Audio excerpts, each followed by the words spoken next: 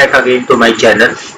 आज हम डिस्कस करने वाले हैं ऑर्गेनाइजेशन बिहेवियर के मोस्ट इम्पोर्टेंट क्वेश्चंस जो रोलखा यूनिवर्सिटी के बीबीए एग्जाम के लिए बहुत ज्यादा इम्पोर्टेंट है। तो चलिए स्टार्ट करते हैं हम आज की ये वीडियो।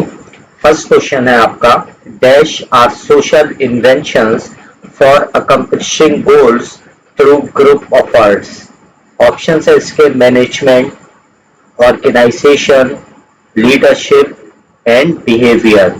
यानी कि ये जो है वो सोशल इन्वेंशंस होते हैं for accomplishing goals through group effort, यानी कि ऐसी सेटिंग जहाँ पे सोसाइटी या सोशल इन्वेंशंस होते हैं, यानी कि सोशल इंटरेक्शंस होते हैं जहाँ पे लोग मिलकर काम करते हैं फॉर अकम्प्लिशिंग कॉमन ऑब्जेक्टिव, और वो ग्रुप एफर्ट्स होते हैं। तो ऑप्शंस में दे रखा है मैनेजमेंट, ऑर्गेनाइजेशन, लीडरशिप और बिहेवियर।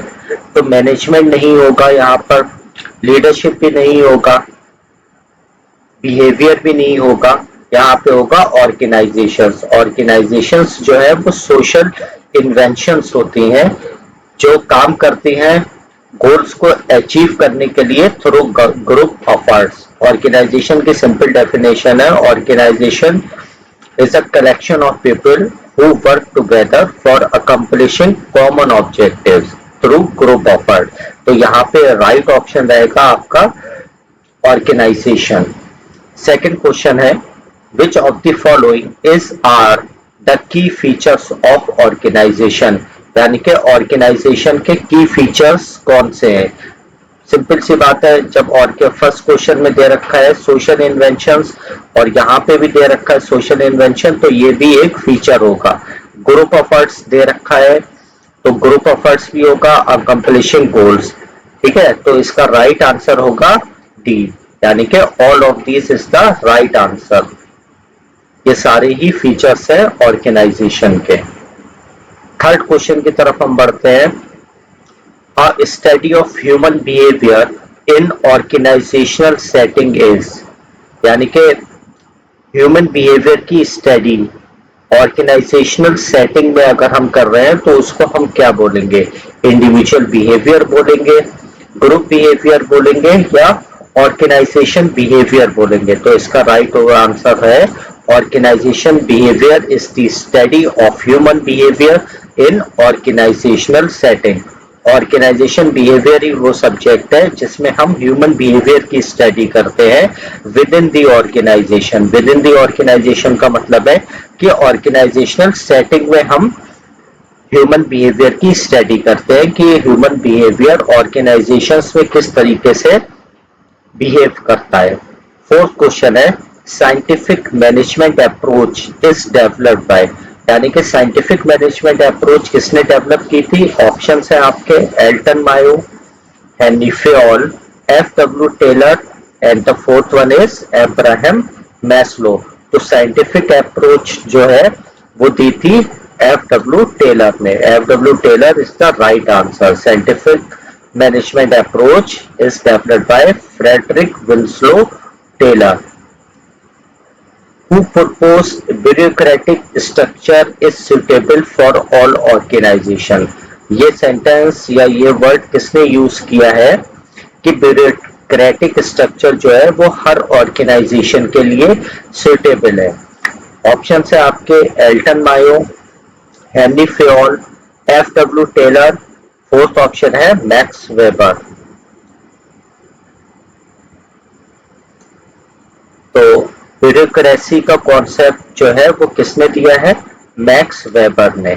ठीक है, या तो ये क्वेश्चन आ सकता है कि किसने कहा था ब्यूरोक्रेटिक स्ट्रक्चर जो है वो हर ऑर्गेनाइजेशन के लिए सुटेबल है, तब भी इसका आंसर मैक्स वेबर होगा।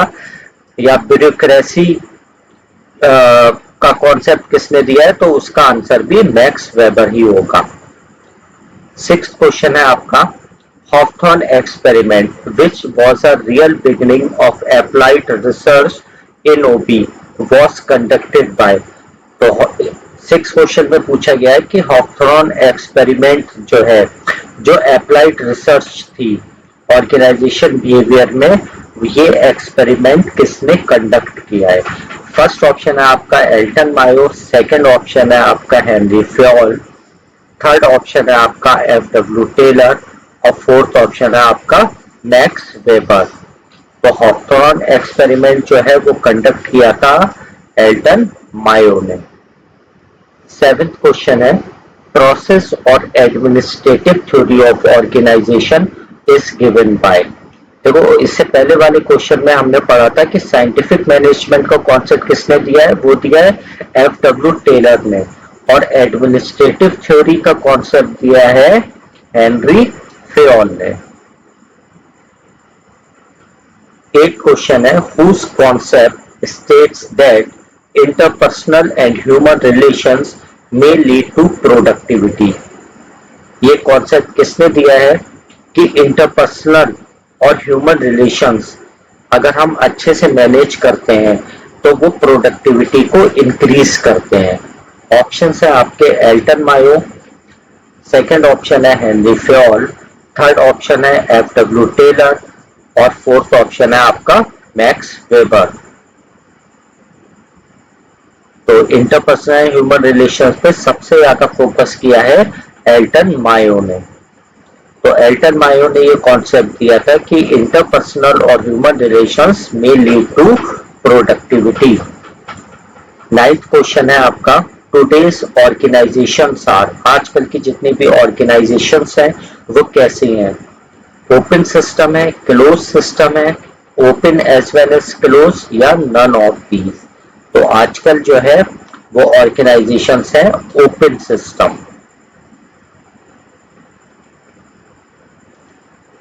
आजकल ऑर्गेनाइजेशंस है open system. Today's organisations are open system. 10th question है आपका which organisation theory can be understood by if then relationship. कौन सी ऑर्गेनाइजेशन थ्योरी है जो हम इफ एंड देन रिलेशनशिप के बेसिस पे समझते हैं। फर्स्ट ऑप्शन है आपका system approach, second option is contingency approach, third option is process approach and the fourth one is scientific approach. If and then relationship, तो इफ एंड देन रिलेशनशिप के basis पे होती है आपकी contingency approach is the right answer. If and then relationship अगर ये exam में question आता है तो हमें लगाना होगा contingency approach. If and then relationship can be understood by contingency approach. 11th question है organisation behaviour is. Organisation behaviour क्या है, एन इंटरडिसिप्लिनरी अप्रोच है, ह्यूमनिस्टिक अप्रोच है, टोटल सिस्टम अप्रोच है या डी ऑल ऑफ दीज। तो 11th is all of these. हम organisation behaviour के नेचर में भी पढ़ चुके हैं कि ऑर्गेनाइजेशन बिहेवियर एक इंटरडिसिप्लिनरी अप्रोच है, टोटल सिस्टम अप्रोच है और ह्यूमनिस्टिक अप्रोच भी है ये। तो organization behaviour is all of these. Interdisciplinary का मतलब होता है कि ऑर्गेनाइजेशन बिहेवियर जो सब्जेक्ट बना है वो डिफरेंट डिफरेंट डिसिप्लिन्स का मतलब है डिफरेंट डिफरेंट सब्जेक्ट से कॉन्सेप्ट लेके ऑर्गेनाइजेशन बिहेवियर को एक अलग सब्जेक्ट या डिसिप्लिन बनाया है। 12th क्वेश्चन है आपका organization behaviour is not a separate field of study, applied science, normative science या डी पेसिमिस्टिक अप्रोच। तो ऑर्गेनाइजेशन बिहेवियर क्या नहीं है, एक पेसिमिस्टिक अप्रोच नहीं है। ऑर्गेनाइजेशन बिहेवियर एक सेपरेट फील्ड ऑफ स्टडी भी है, ये नॉर्मेटिव साइंस भी है और अप्लाइड साइंस भी है। और ऑर्गेनाइजेशन बिहेवियर क्या नहीं है, वो पेसिमिस्टिक अप्रोच नहीं है। 13th क्वेश्चन है cognitive theory of learning was given by. Cognitive theory of learning किसने दी थी। फर्स्ट ऑप्शन है Skinner, second option Pavlov, third option Tolman and D option Piaget. तो कॉग्निटिव लर्निंग थ्योरी जो है वो दी है टॉलमैन ने। extension of behavior modification into organization is called? First option enrichment, second is enlargement, third is OB mod, and D is OB extension. OB mod is OB modification. तो 14th का right answer होगा extension of behaviour modification into organization is OB mod. 15th question है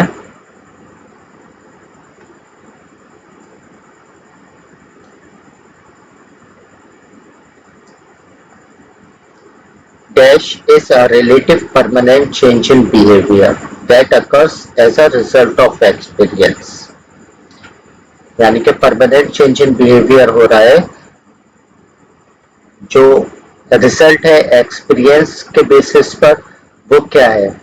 behaviour modification है, learning है, motivation है या skills है.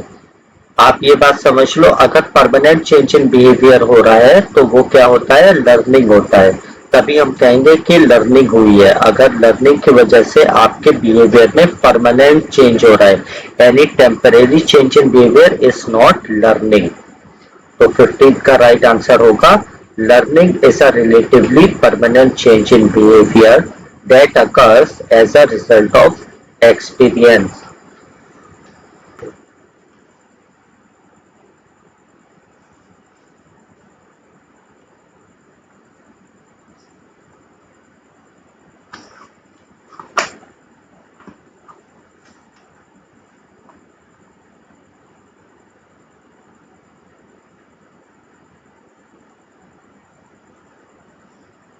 Which of the following are included as structure of human mind?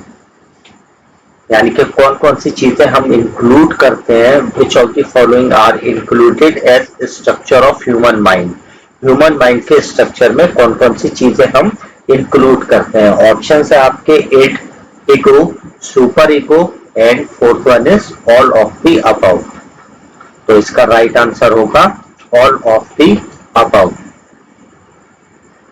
यानी कि स्ट्रक्चर ऑफ ह्यूमन माइंड में we include 8 ego and super ego. All the three things are included as structure of human mind. 17th question is dash is largely childish, irrational, never satisfied, demanding and destructive of others. Options are ego, super ego, negative ego and id. The right answer is id. id जो है वो बच्चा की तरह behave करने वाला person होता है, इरेशनल होता है, कभी भी सेटिस्फाइड नहीं होता है, demanding and destructive of others होता है. 18th question is dash represent noblest thoughts, ideals etcetera. Options are first option is ego, second is super ego, third is negative ego and fourth is id. The right answer is super ego represent noblest thoughts, ideals etcetera. यानी कि एक person में अगर Nobel thoughts और ideals होते हैं तो वो सुपर ईगो से रिलेटेड होता है. और childish behaviour, irrational, never satisfied, demanding and destructive of others जो होता है वो इड होता है. ठीक है. 19th question is dash is reality and practical oriented part of thinking.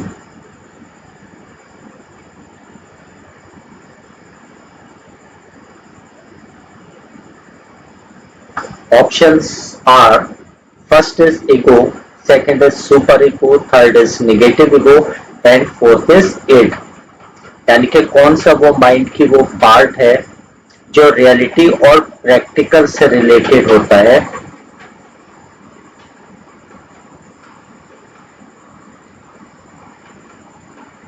The right answer is ego is reality and practical oriented part of thinking.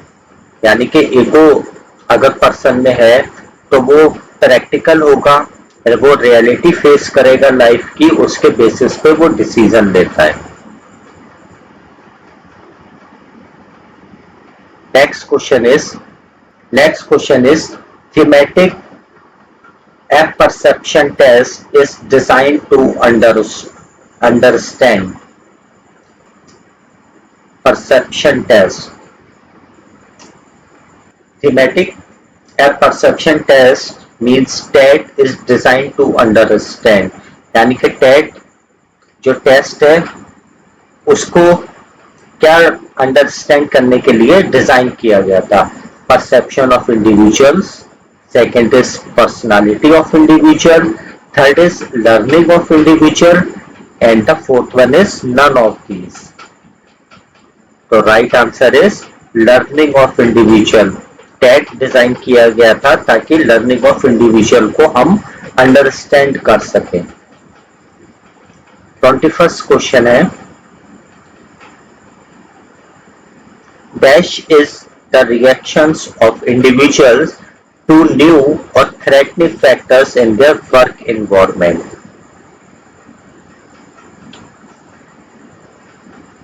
Options are first is attitude, second is stress, third is dissonance and the fourth one is disappointment.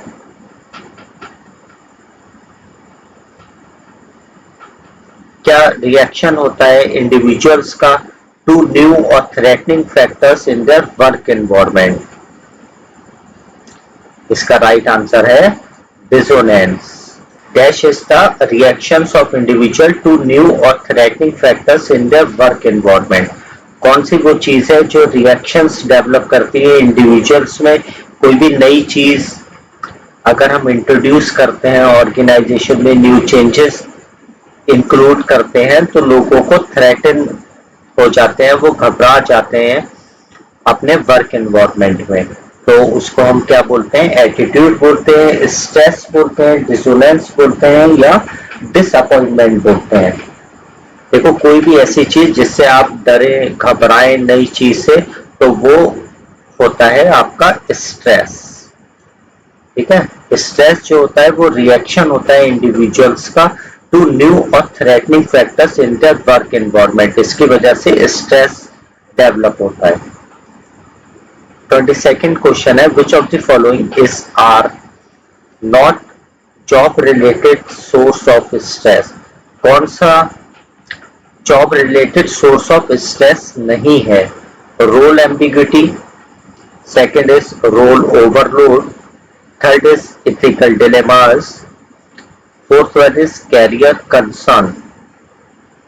यानी कि वो source of stress हमें determine करना है तो जो job से related नहीं है. तो जॉब से रिलेटेड क्या नहीं है डीपली अगर हम इस अंडरस्टैंड करेंगे. रोल एम्बिग्युइटी जॉब से रिलेटेड है. रोल ओवरलोड, बहुत ज्यादा वर्क दे दिया गया है जो आपका रोल भी नहीं है ऑर्गेनाइजेशन में. एथिकल डिलेमास ये भी जो है वो जॉब से रिलेटेड पार्ट है आपका. कैरियर कंसर्न ये जॉब रिलेटेड सोर्स नहीं है.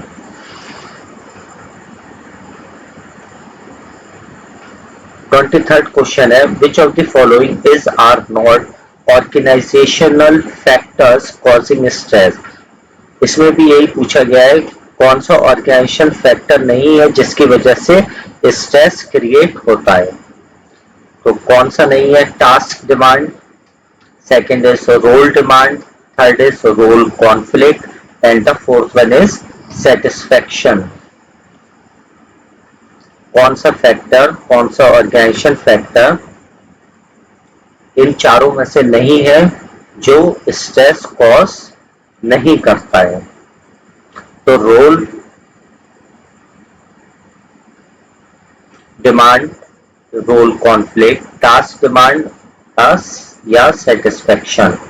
तो इसका राइट आंसर होगा रोल कॉन्फ्लिक्ट. रोल कॉन्फ्लिक्ट एक ऐसा ऑर्गेनाइजेशन फैक्टर है जो स्ट्रेस कॉज नहीं करता है ऑर्गेनाइजेशन में. 24th क्वेश्चन है which of the following is our method of managing stress? कौन सा एक मेथड है जिसकी वजह से हम स्ट्रेस को मैनेज कर सकते हैं? Job relocation, career counselling, recreational facility, या D all of the above. तो ये तीनों ही मेथड्स हैं जो स्ट्रेस को मैनेज करते हैं। Job relocation, career counselling, recreational facility. 25th question है, which of the following is are not a method of managing stress? कौन सा, अब हमें वो मेथड डिटरमाइन करना है जिसकी वजह से हम स्ट्रेस को मैनेज नहीं कर सकते। Time management, supervisor training, role analysis technique, red, या डी रोशा टेस्ट। तो रोशा टेस्ट एक मेथड नहीं है जिससे हम स्ट्रेस को मैनेज कर सकें। Rorschach test is not a method of managing stress. ये एक पर्सनालिटी टेस्ट है, ना कि स्ट्रेस को मैनेज करने का। 26th क्वेश्चन है, dash refers to the negotiation or an agreement between two groups। किसको हम रिफर करते हैं? नेगोशिएशन और an agreement between to group. Contracting को, को-ऑप्टिंग को, प्रेशर टैक्टिक्स को, या नन ऑफ दीज को। तो 26 का राइट आंसर होगा कॉन्ट्रैक्टिंग, यानी कि कॉन्ट्रैक्टिंग की मदद से हम नेगोशिएशन या एक एग्रीमेंट बना सकते हैं between two groups. Contracting refers to the negotiation और an agreement between two groups. 27th question है, which of the following methods is are used to solve inter group conflicts directly? यानी कि अगर दो ग्रुप्स के बीच में 27th क्वेश्चन है, which of the following methods is are used to solve inter group conflicts indirectly? यानी कि directly involve नहीं होना है हमें, इनडायरेक्टली इन्वॉल्व होके दो ग्रुप्स के बीच की कॉन्फ्लिक्ट को हम सॉल्व कर सकते हैं। तो वो कौन सा मेथड है? अवॉइडेंस है, एनकरेजमेंट है, बार्गेनिंग है, या ऑल ऑफ दीज। तो 27 का राइट आंसर होगा अवॉइडेंस। इसमें ऑल ऑफ दीज मतलब आया ना आप लोग सोचते हो ऑल ऑफ दीज है तो सारे ही होंगे, मगर ऐसा नहीं है। ऑल ऑफ दीज में भी डिफिकल्ट होता है कि बहुत से ऐसे क्वेश्चंस होते हैं जिसमें ऑल ऑफ दीज के अलावा भी ऑप्शन राइट होते हैं। ठीक है, तो 27 question is one of the question in which all of this is not the right answer. यानी कि कौन सा ऐसा मेथड है जिसकी वजह से हम इंटर ग्रुप कॉन्फ्लिक्ट को सॉल्व कर सकते हैं विदाउट डायरेक्टली इन्वॉल्विंग।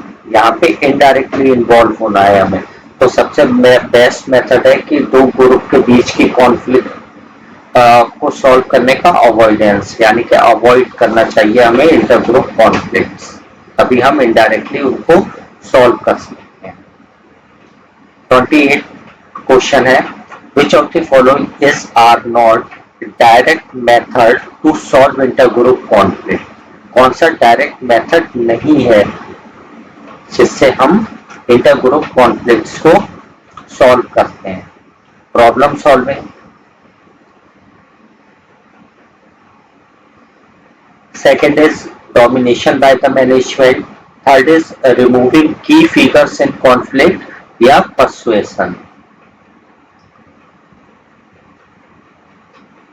तो persuasion एक डायरेक्ट मेथड नहीं है, ये इनडायरेक्ट मेथड है परसुएट करना।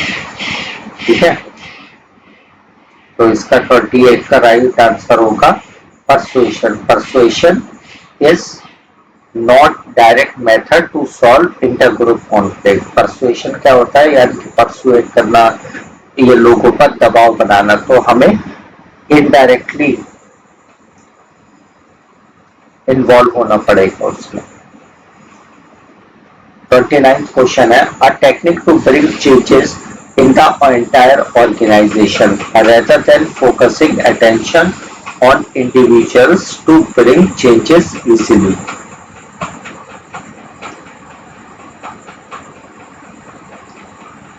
यानी कि एक टेक्निक हमें डिटरमाइन करना है, कौन सी टेक्निक होती है वो जो चेंजेस होते हैं एंटायर ऑर्गेनाइजेशन में उस पर फोकस करता है rather than focusing attention on individuals. यानी कि कौन सा ऐसी टेक्निक है जो पूरे एंटायर ऑर्गेनाइजेशन में चेंजेस पे फोकस करती है, ना कि इंडिविजुअल्स पे फोकस करती है। तो राइट आंसर क्या होगा इसमें? ऑप्शन है हमारे organization development, second is organizational change, third is organization culture, या fourth is organizational conflict.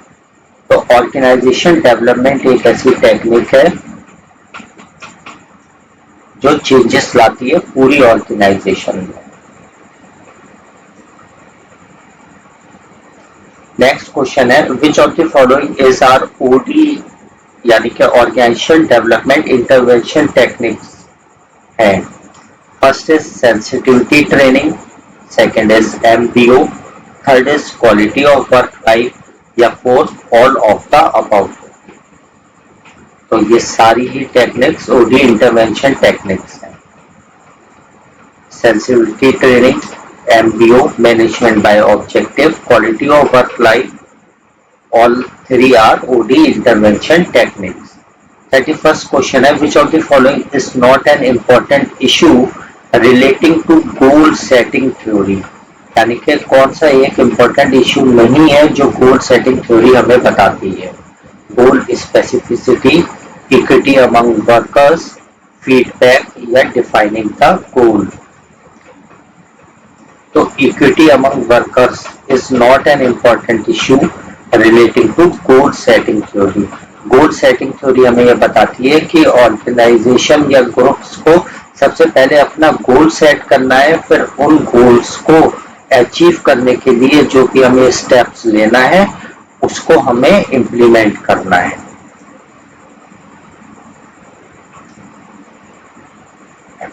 32nd question है, behaviour, power and conflict are central areas of study for. Behaviour, power और conflict जो है वो सेंट्रल एरियाज है study के। किस subject में? सोशियोलॉजिस्ट स्टडी करते हैं इसकी, एंथ्रोपोलॉजिस्ट स्टडी करते हैं, सोशल साइकोलॉजिस्ट स्टडी करते हैं, या ऑपरेशन एनालिस्ट इसकी स्टडी करते हैं।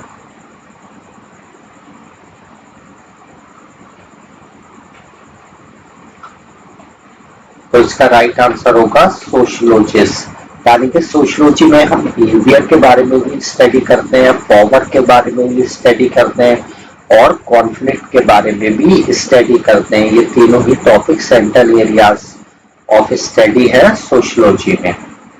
33rd क्वेश्चन है, when a bank robber points a gun at a bank employee, his base of power is coercive, punitive, positional, या अथॉरिटेटिव।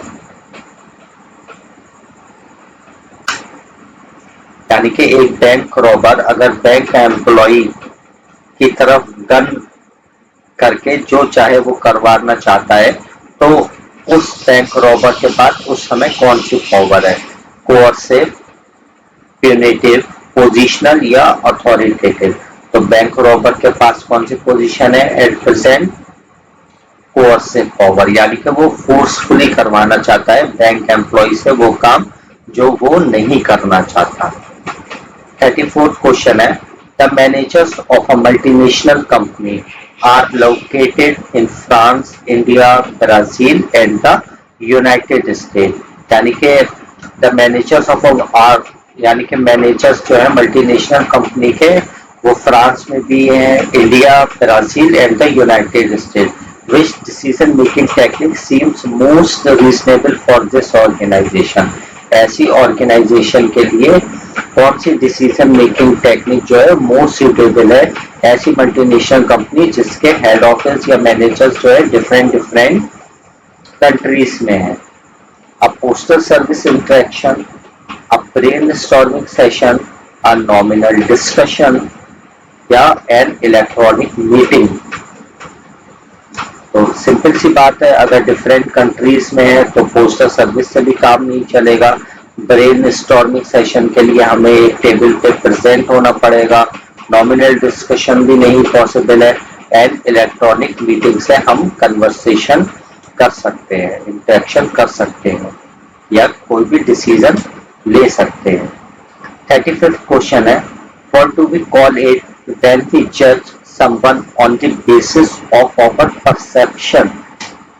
यानी कि हम अपने परसेप्शन के बेसिस पे अगर किसी को जज कर रहे हैं तो वो क्या है? स्टीरियोटाइपिंग है, सेकेंड इज कैटेगराइजिंग है, थर्ड इज हेलो इफेक्ट है या डी प्रोटोटाइपिंग है। तो राइट आंसर होगा स्टीरियोटाइपिंग। स्टीरियोटाइपिंग वो टेक्निक होती है जिससे हम अपने परसेप्शन के बेसिस पे अगर किसी को जज करते हैं। 36 क्वेश्चन है, Shobha is an honest and straightforward person. She believes her employees are और similarly honest and straightforward. यानी कि जो ये पर्सन है शोभा, वो ऑनेस्ट है और स्ट्रेट फॉरवर्ड पर्सन है और वो ये सोचता है कि उसके एम्प्लॉयज भी ऑनेस्ट और स्ट्रेट फॉरवर्ड है, ignoring signs that they may be manipulating her. और वो इस बात को भूल जाता है कि उसके एम्प्लॉयज जो है उसको मैनिपुलेट कर रहे हैं। What perceptual shortcut is Shobha most likely using? तो जो शोभा है वो कौन सा परसेप्चुअल शॉर्टकट यूज कर रही है अपने एम्प्लॉयज को समझने के लिए? कंट्रास्ट इफेक्ट यूज कर रही है, हेलो इफेक्ट यूज कर रही है, स्टीरियोटाइपिंग कर रही है या प्रोजेक्शन कर रही है? तो ये है प्रोजेक्शन, यानी कि अपनी पर्सनालिटी को दूसरों पे प्रोजेक्ट करना। यानी कि शोभा जो है वो ऑनेस्ट और स्ट्रेट फॉरवर्ड पर्सन है और वो बिलीव कर रही है कि उसके एम्प्लॉयज भी सेम है। तो this technique is known as projection. Next question है, Satish has a low absenteeism rate. यहाँ पे जो सतीश जो पर्सन है उसका लो एब्सेंटिज्म रेट है। लो एब्सेंटिज्म रेट का मतलब है वो ऑर्गेनाइजेशन में रेगुलर आता है, कम एब्सेंट या लीव लेता है। He take responsibility for his health and has good health habit. यानी कि वो अपनी हेल्थ के लिए रेस्पॉन्सिबिलिटी लेता है और उसके अच्छी हैबिट्स हैं जिससे वो हेल्थी रहता है। He is likely to have a, उसके अंदर क्या है? इंटरनल लोकस ऑफ कंट्रोल है, एक्सटर्नल लोकस ऑफ कंट्रोल है, पुअर लोकस ऑफ कंट्रोल है या हाई इमोशनल स्टेबिलिटी लेवल है ऐसे पर्सन के अंदर। तो सतीश जो है वो इंटरनल लोकस ऑफ कंट्रोल है, यानी कि वो अपने ऊपर कंट्रोल रखता है, अच्छी हेल्थ हैबिट्स को फॉलो करता है ताकि वो कम बीमार पड़े और ऑर्गेनाइजेशन में कम से कम छुट्टी ले ताकि उसका लो एब्सेंटिज्म रेट बना रहे। 38th क्वेश्चन है, Raju believes that men perform better in oral presentations that women. ठीक है, राजू ये बिलीव करता है, ये मानता है कि मैन जो है वो ओरल प्रेजेंटेशन अच्छा दे सकते हैं वुमेन से। तो वो कौन सा शॉर्टकट फॉलो कर रहा है इसमें? हेलो इफेक्ट कर रहा है, कंट्रास्ट इफेक्ट कर रहा है, प्रोजेक्शन टेक्निक्स यूज कर रहा है या स्टीरियोटाइपिंग कर रहा है? वो कर रहा है स्टीरियोटाइपिंग।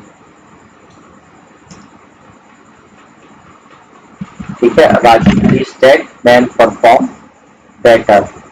स्टीरियोटाइपिंग का मतलब होता है यानी कि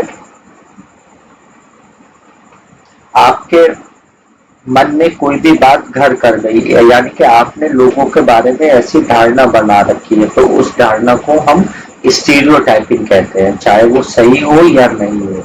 और राजू को ये लगता है कि मैन जो है वो ओरल प्रेजेंटेशन अच्छा दे सकते हैं वुमेन के मुकाबले, तो उसने क्या कर रखा है, यहाँ पे एक धारणा बना रखी है।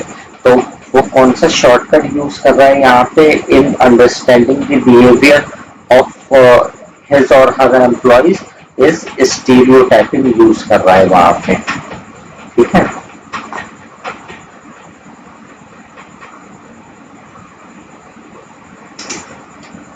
39 क्वेश्चन है, mister Manoj manager ABC company found that skills of workers and machinery used by them as compared to the competitors in the market are obsolete within a year. Which type of challenge ABC company is facing?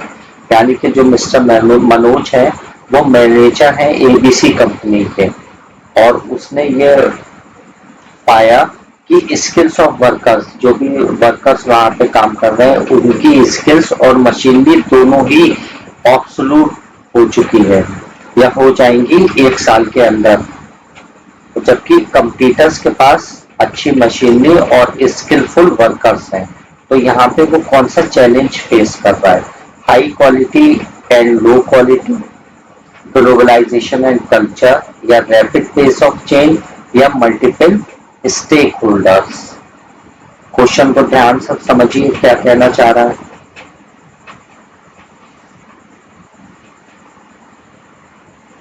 यहाँ पे है rapid pace of change, यानी कि organisations जो है वो जल्दी change हो जाती हैं, इसलिए जो है हमें वर्कर्स की स्किल पे भी ध्यान देना है और उसके साथ साथ मशीनरी भी, लेटेस्ट मशीनरी भी ऑर्गेनाइजेशन में हमें एम्प्लॉय करनी है।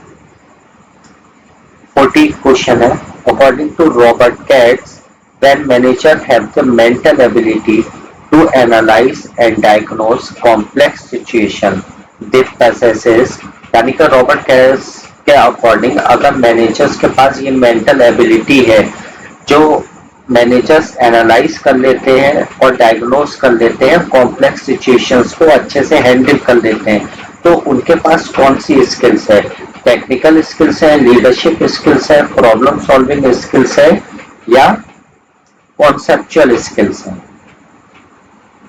तो इसका राइट आंसर होगा कॉन्सेप्चुअल स्किल्स है यहाँ पर। यानी कि अगर मेंटल एबिलिटी है ऐसे मैनेजर्स के पास जो एनालाइज और डायग्नोज कर सकते हैं कॉम्प्लेक्स सिचुएशंस को, तो उनके पास कॉन्सेप्चुअल स्किल्स पाई जाती हैं ऐसे मैनेजर्स के अंदर। यहाँ पे टेक्निकल और प्रॉब्लम सॉल्विंग मत लगा कर आना आप लोग, यहाँ पे कॉन्सेप्चुअल स्किल्स आएगा। 41st क्वेश्चन है, what sort of goals does management by objective emphasize, यानी कि मैनेजमेंट ऑफ ऑब्जेक्टिव एमबीओ जो टेक्निक है उसमें कौन से गोल्स पर हम ज्यादा जोर देते हैं, ज्यादा फोकस करते हैं। ऑप्शन है आपके, tangible, verifiable and measurable, second achievable, controllable and profitable, third challenging, emotional and constructive, fourth hierarchical, attainable and effective. तो हम कौन से गोल्स पे ज्यादा एम्फसाइज करते हैं, टेंजिबल, वेरिफिएबल एंड मीजरेबल पे ज्यादा हम फोकस करते हैं एमबीओ में, मैनेजमेंट बाय ऑब्जेक्टिव पे। कौन से, tangible, verifiable and measurable. 42nd question है, today's managers understand that the success of any effort at improving quality and productivity must include, यानी कि आजकल के मैनेजर्स ये समझते हैं कि अगर सक्सेस होना है तो हमें किस पे ज्यादा फोकस करना है, इम्प्रूविंग क्वालिटी एंड प्रोडक्टिविटी, जिसमें इंक्लूड होगा क्वालिटी मैनेजमेंट प्रोग्राम्स या कस्टमर सर्विस इंप्रूवमेंट, या थर्ड एम्प्लॉइज पार्टिसिपेशन, या D manufacturing simplification. The right answer is employees participation.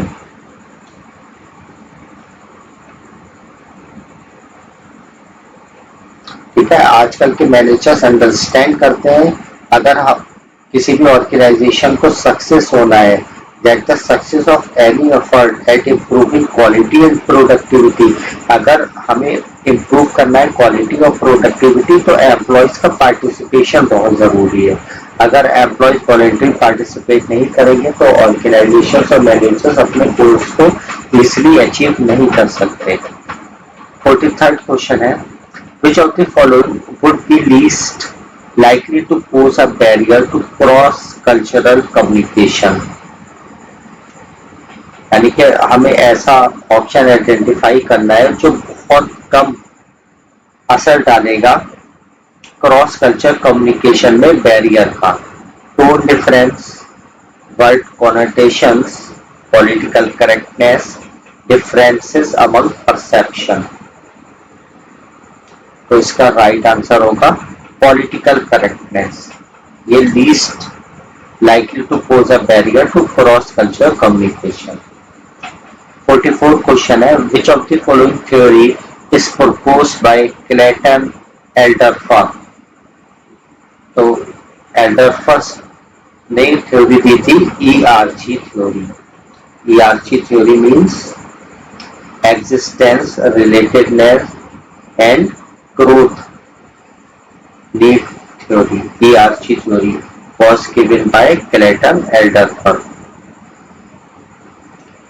Concept of MPO was introduced by MPO concept जो है वो किसने दिया है? ऑप्शन है Peter F Drucker, Mary Parker Follett, Henry Fayol या फिलिप कॉटलर। तो इसका राइट आंसर होगा पीटर ड्रकर ने MPO का कॉन्सेप्ट दिया है। 46 क्वेश्चन है Mr. Sunil's one-day salary was deducted because of his uninformed leave। यानी कि मिस्टर सुनील की एक दिन की सैलरी काट ली गई क्योंकि उन्होंने छुट्टी लेने से पहले इन्फॉर्म नहीं किया था मैनेजमेंट को। As he was already warned about this behavior, और उनको इस बिहेवियर के लिए पहले भी मैनेजमेंट की तरफ से वार्निंग दे दी गई थी क्योंकि मिस्टर सुनील बगैर बताए छुट्टी कर लेते हैं। It is an example of which method of shaping behaviour. ये जो है वो किस तरीके का एग्जाम्पल है जो बिहेवियर को शेप करता है। रीइंफोर्समेंट, पॉजिटिव रीइंफोर्समेंट, पनिशमेंट को शो कर रहा है ये दिन की सैलरी काटना, या निगेटिव रीइंफोर्समेंट को शो कर रहा है। तो ये शो कर रहा है पनिशमेंट के तौर पे मिस्टर सुनील की एक दिन की सैलरी काट दी गई क्योंकि उन्होंने इन्फॉर्म नहीं किया था और पहले भी इस बात के लिए उनको वार्निंग दे दी गई थी। तो it is a example of punishment जिससे बिहेवियर का मॉडिफिकेशन होगा और मिस्टर सुनील छुट्टी लेने से पहले इन्फॉर्म करेंगे। 47th क्वेश्चन है while managing political behaviors in organization, the manager requires discouraging. First is negotiation, second a relationship, third self-interest, या fourth is dialogue। यानी कि while managing political behavior in organization, अगर organization में politics ज्यादा है तो उसके लिए हमें क्या करना पड़ेगा? The manager required discouraging self interest. ठीक है, यानी कि लोगों में सेल्फ इंटरेस्ट को हमें डिस्करेज करना पड़ेगा कि वो पॉलिटिक्स में ज्यादा इन्वॉल्व ना हो। 48 क्वेश्चन है people with which type of personality trait commonly make poor decisions because they make them too fast। यानी कि कौन से टाइप के पीपल जो है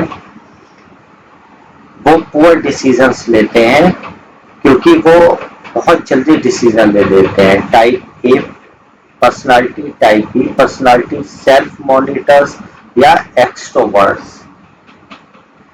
तो टाइप ए पर्सनालिटी जो है वो पुअर डिसीजन मेकर्स होते हैं क्योंकि because they make them too fast, बहुत जल्दी डिसीजन ले लेते हैं। 49 क्वेश्चन है which of the following is an environmental force that shapes personality. कौन सा एक इन्वायरमेंटल फोर्स है जो पर्सनालिटी को शेप करता है? First is gender, second is height, third is experience and fourth is brain size. एक इन्वायरमेंटल फैक्टर पूछा गया है, तो third is experience is based on environmental factor, बाकी सारे हेरिडिटी फैक्टर्स हैं। 50 क्वेश्चन है, factors other then satisfaction that impact one's decision to leave a current job include all of the following except, यानी कि सेटिस्फेक्शन को छोड़ के वो कौन सी चीज है जिसकी वजह से कोई भी पर्सन ये डिसीजन ले सकता है करंट जॉब छोड़ दे। वो लेबर मार्केट कंडीशन के बेसिस पे वो जॉब छोड़ देगा। Second, length of tenure with the organization, यानी कि कितने लंबे समय तक वो ऑर्गेनाइजेशन से जुड़ा रहा, या ऑर्गेनाइजेशनल सिटीजनशिप बिहेवियर, या the expectation about alternative job opportunities.